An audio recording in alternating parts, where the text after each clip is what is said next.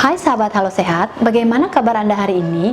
Jumpa lagi dengan saya Dr. Deta. Mungkin ada ya sebagian dari Anda yang mengalami patah tulang. Ini terjadi ketika tulang patah akibat beberapa hal, umumnya akibat benturan dan tekanan gaya yang tinggi. Namun patah tulang juga bisa terjadi akibat beberapa kondisi seperti osteoporosis, kanker tulang hingga osteogenesis imperfecta. Patah tulang ini lebih umum terjadi pada anak-anak. Semakin tua usia kita, akan semakin sedikit kekuatan yang bisa ditahan oleh tulang kita. Namun anak-anak juga memiliki tulang yang lebih elastis. Ada beberapa jenis fraktur atau patah tulang, diantaranya fraktur avulsion, kompresi, dislokasi fraktur, fraktur green stick, fraktur parsial tulang, dan lain sebagainya. Fraktur stres umumnya terjadi akibat tekanan dan ketegangan yang berulang. Ini biasanya dialami oleh olahragawan. Gejala patah tulang ini bisa bervariasi. Ini tergantung dari tingkat keparahan dan usia. Namun gejala yang umum terjadi seperti terasa sakit, bengkak, memar, perdarahan jika fraktur terbuka, pucat, pusing, mual, dan lainnya. Untuk penyembuhan, hal ini biasanya terjadi secara alami dan otomatis. Namun ada beberapa perawatan atau tindakan yang mungkin akan dilakukan oleh dokter. Di antaranya penggunaan gips. Penggunaan gips biasanya berlangsung antara 2 hingga 8 minggu.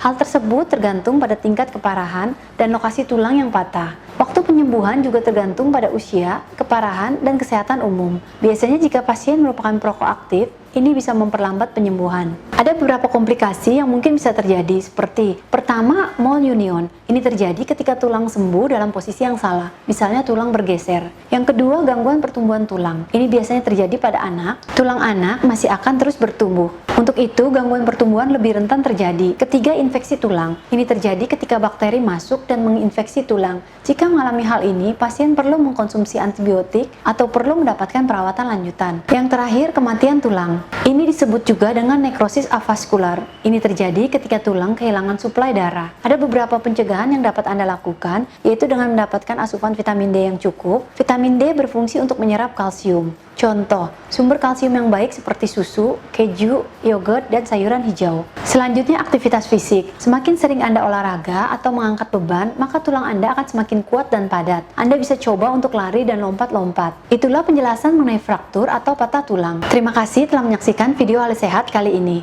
Semoga video ini bermanfaat untuk Anda. Jangan lupa untuk like dan subscribe. Saya Dr. Deta, sampai jumpa di video Halo Sehat selanjutnya.